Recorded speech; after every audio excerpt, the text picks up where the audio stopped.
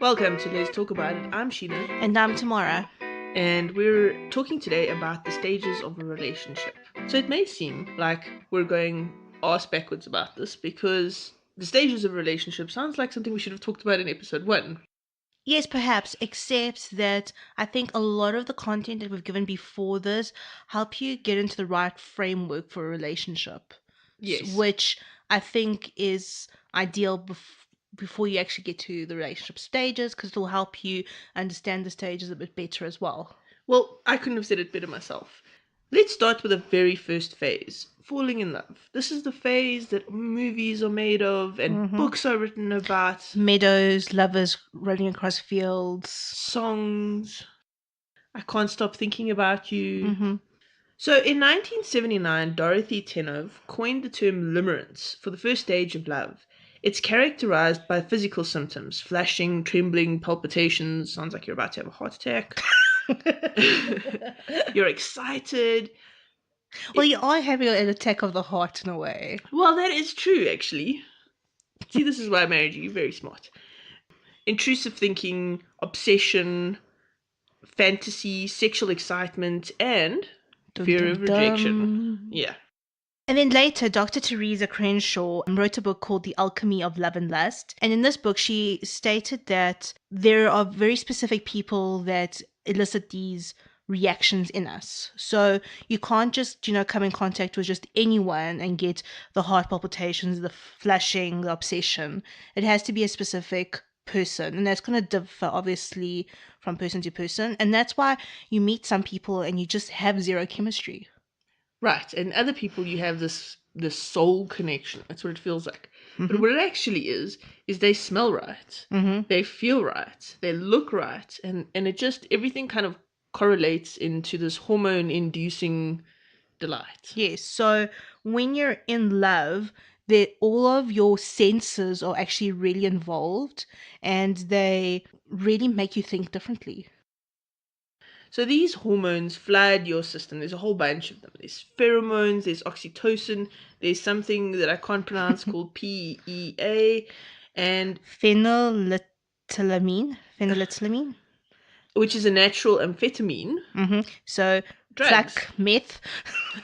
Exactly. So your body's filled with all these drugs that make you happy and make you just ecstatic. And that's why the falling in love phase is so awesome. Because you're literally high. Yes, you are. And that's why you can't stop thinking about this person either, because when you think about this person, it releases more of these hormones. When you're with this person, it releases more of these hormones. It's like a drug. So being in love is a drug. You want more of it. So you're obsessive. You want to see that person. So you get that hit again. Yes, exactly. And then it fades. Mm-hmm. And then we hit phase 2, which is the building trust phase. Now, if you manage to get through phase 1 and into phase 2, then you're in for a rather rough ride, because phase 2 is where you start asking the big questions like, will you be there for me? Can I trust you? Can I count on you to have my back? Mm-hmm. And it's those questions that the basis of a lot of the conflicts in the phase 2 of a relationship. Yeah. So this is, when you've been long enough together that you're kind of out of that honeymoon stage. So whether you're an actual newlywed or you're just a longer term relationship, you'll start to experience this. So you'll have a lot of insecurities regarding to attachment to the other person. Right. Now, the success of phase 2, like phase 1 is quite a successful phase because you feel really great throughout it. So during phase 1, you're not that likely to break up. Mm-hmm. It's when you get to phase 2 that you're likely to break up. And a big driving force for making it through phase 2 successfully is your ability to argue correctly. Mm-hmm. Sound familiar, anyone? So this goes right back to that, the 4 horsemen of the relationship apocalypse. Yes. And all of that stuff that we spoke about previously. So I don't want to rehash that. But basically, you're building trust in this particular phase, and you have to figure out how to communicate with each other without the hormone hits. Mm-hmm. So, you'll have a lot of conflict discussions during this, and your ability to communicate with each other in a way that, rides out that conflict, or to even fight, but in a way that's healthy, will see you through the stage. It's important to note that even if you're not doing great at stage 2 and you're not managing to fight correctly, it is possible to pass on to the next stage of the relationship phases, but you're breeding contempt and there is an underlying negativity that's going to fester. Right, so phase 3 is when you build commitment and loyalty, just to get you on board. But let's finish talking about phase 2 quickly. So during the building trust relationship, there's a little acronym for 6 processes that you can do to help the stage along and to sort of get through unscathed or relatively unscathed. So the word is attune. So that's the acronym for this process, okay? So number 1 is A, which stands for awareness in one's partner's pain. This, once again, relates back to the EQ podcast. Exactly. Number 2, T for tolerance, that there's always 2 valid viewpoints to any negative emotions. Another T for turning towards one's partner's needs. So the ability to be sympathetic and empathetic. Yes. So like you're having conflict, but it's not all about you. You're now in a relationship. So you don't necessarily need to compromise, but you do need to understand each other's points of view and be able to build a life that's works for both of you. Yes. Right. The next one is U for trying to understand your partner. Then we got N for non-defensive listening and E for empathy. So that spells attune. So it's awareness, tolerance, turning towards your partner's needs, understanding, non-defensive listening, and empathy. So if you can master those 6 things, which is basically a lot of the stuff we've already spoken about with the EQ. Yeah, and if that is stuff that you struggle with, listen to the EQ podcast because there are some tips in there on how to improve your EQ. That was a Patron exclusive. Okay, go sign up for Patron and get that podcast then. Yes. Now, once you've gone through phase 2 and you've ironed out all those unpleasantnesses, you actually start with phase 3, which is building your commitment and loyalty. This phase is much more comfortable than phase 2 generally. It's about making a deeper love last a lifetime or slowly nurturing a betrayal. So you can, and this is what you were talking about. Yes. So if you manage to get through phase 2 but in a negative way and the relationship is not emotionally sound, then what happens is this becomes this festering betrayal stage. I mean, and you see this a lot in relationships that they're not a equal relationship where there's there's a problem with the balance of power, or you have someone that has some sort of negative thoughts where they think the other person is maybe constantly cheating, or you're together because you have kids and you're that kind of a thing. Those relationships that people like the term toxic, yes, this is where this is happening.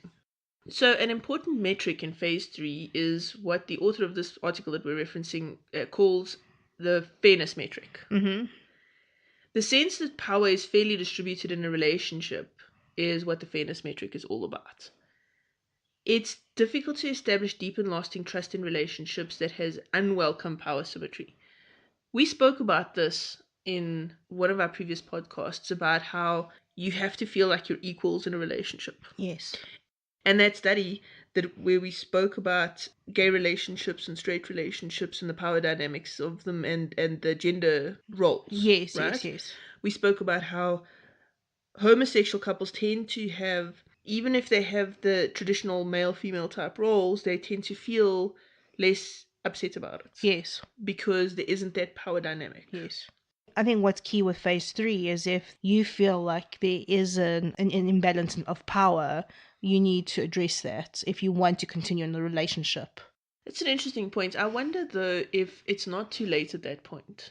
If that shouldn't have been dealt with in phase 2. Well, it probably should have, but I mean, if there is a want to keep the relationship going from both sides, I think it is something that you can work on. I think you're going to probably need like couples therapy and some sort of outside mediator type person. It probably also depends on what kind of power imbalance it is. I mean, if it's a kind of power imbalance that comes along from one partner working while the other one stays at home. And if the partner that stays at home feels deeply that, they've got no control over their life because they don't have their own finances, like, it's something fixable by maybe working out an arrangement where that person can get a part-time job or enter the workforce full-time. You know what I mean? Yeah, definitely. Money is definitely a driving force for the imbalance of power, for sure. So I think, I think it depends on what the imbalance of power is. I think if it's an abusive relationship where the power is about, hurting the other person emotionally or physically, then there's no fixing it. You just have to get out. You just have to get out.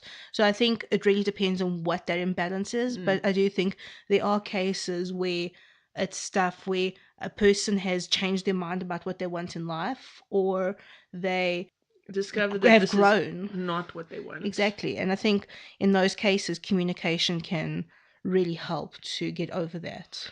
And having a licensed therapist is not a bad thing. It doesn't make you less of a couple. It doesn't make you a worse couple. It shouldn't be something you're embarrassed about.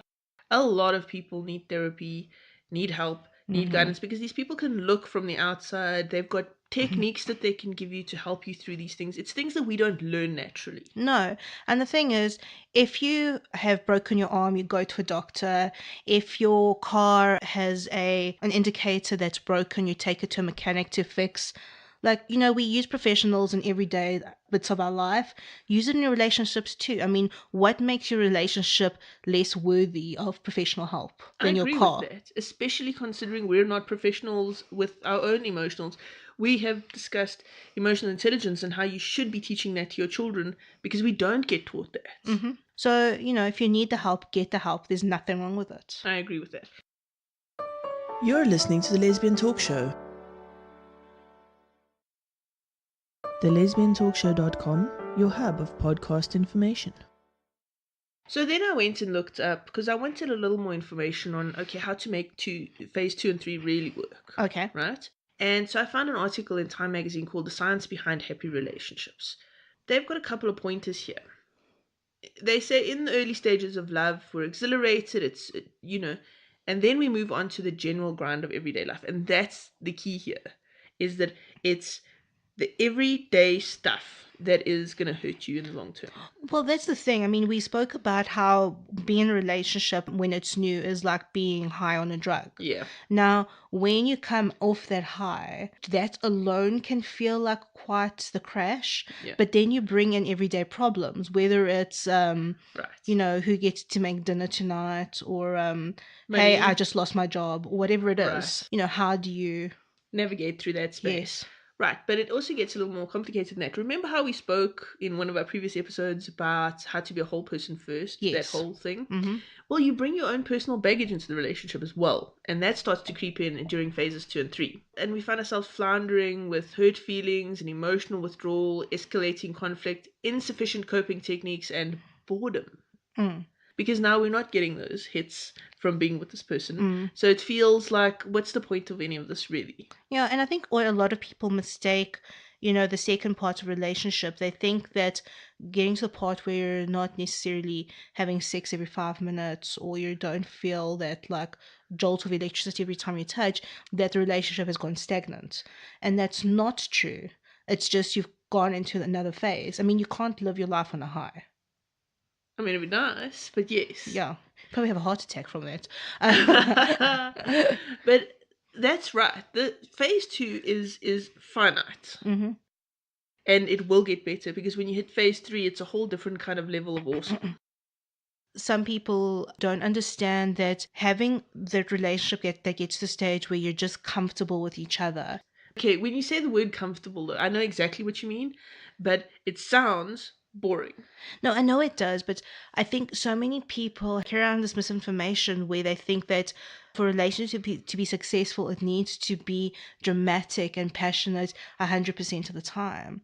And that's just not sustainable. No. And I think some people leave really good relationships because of that, because they think that the movie ideal of this passion that's all consuming is real.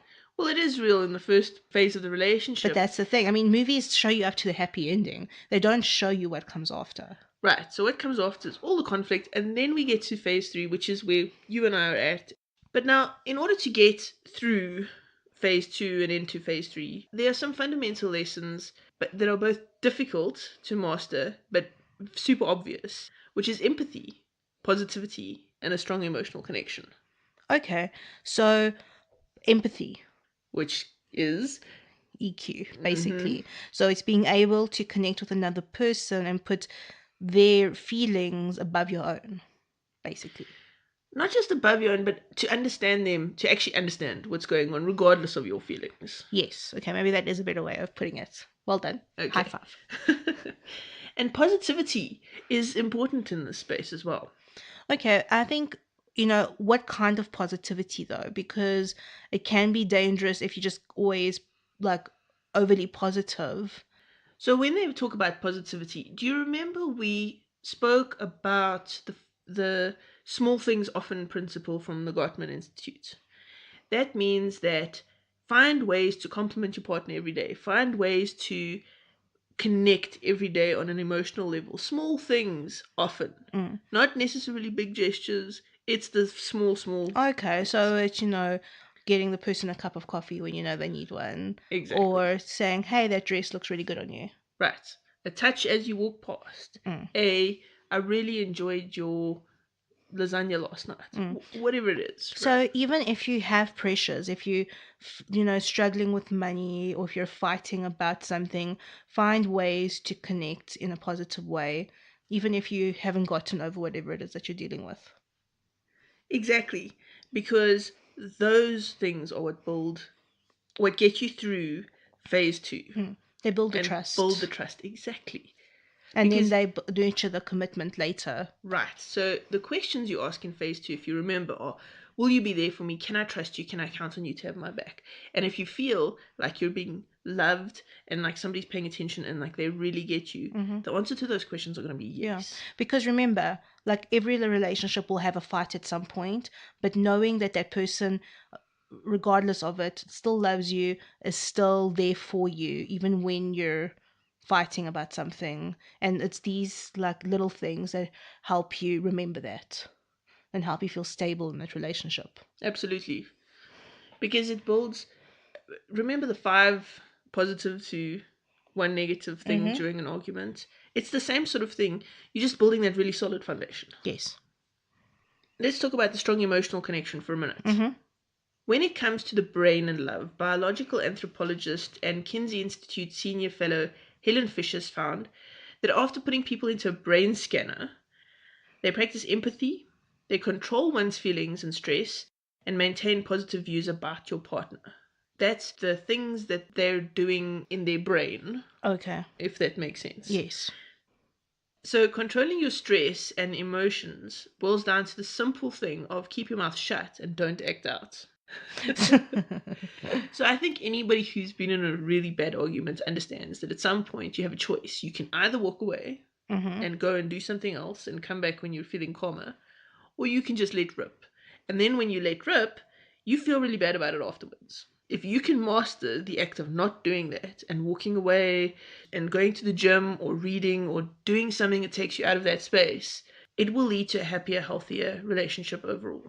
So it comes back to like EQ and mastering your emotions. Exactly. And keeping positive views of your partner, which Fisher calls positive illusions, are about reducing the amount of time spent dwelling on negative aspects of your relationship and focusing on the good stuff. It's good for the body, it's good for the mind, and it's good for the relationship. So, positive illusions. The thing is, I think everybody realizes that no one's perfect. Yes. You know, I've got flaws. What? But you choose to focus on things that are not necessarily flaws. You choose to focus on the fact that I'll give you a back tickle if you need it, or I send you love notes during the day while you're at work. Yes. No, it's completely. It's about, again, keeping in mind that this is a human being you're with, not a sex bot. And as human beings, they've got flaws. You're saying I'm not a sex bot. No. So that's some techniques and things to think about when you're going through phase 2, where you're starting to build trust, and into phase 3, and then Phase 3 is about building that longer term relationship. And the thing is, a lot of people, when they get to phase 3, they're stronger for it because phase 2 is needed, because you have to have those conversations, you have to have those conflicts in order to build that foundation and build that solid core of skills to deal with when things get tough. Yeah. I think what's important to note, though, is that with phase 3, it's important not to get complacent and to keep doing those things, because I think it can get to the point where you're just like, okay, we've been together for however many years, and you just stop doing the little things. It's important to keep that connection going. I was reading another study. I can't remember offhand what it was, but I was reading another study when I was doing some research for these podcasts, and the study found that people who are the happiest long term kind of fall in love again and again and again. Okay. So they almost like rediscover each other. So it's sort of repeating pattern. Okay. And I can see that. I can see how that would work. Yeah, I remember reading something as well that the longer you're married or you're together, it doesn't have to be, legally married, just together in a long-term relationship, the less likely it is that that relationship will end. So I think it's, within the first 2 years, like, a relationship is very likely to end. Well, that's because you're going through phase 2 at that point. Yes. And then again, I think at around the 5-year mark, there's another resurgence of like divorces. But, the longer you're together, the less likely that is to happen. I wonder why that is. Well, I think it's because, you do have that commitment. But I think it might also be that a lot of people just get like, hey, I'm in a relationship. That's it. I hope not. I hope it's because people are actually happy. Me too. So let us know. What phase are you in? Are you happy? And what has been your biggest struggle? Yeah. And which phase do you tend to find the most difficult? Phase 2. Maybe. No, definitely.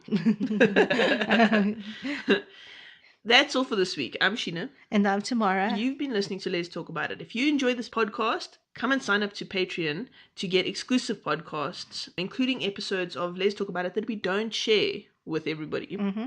And you can also go share this podcast with your friends, your family, the person you just broke up with in phase 2. And don't forget to leave us a review on Apple Podcasts. It helps to get the podcast out to more listeners. Absolutely. That's all. Bye. Bye.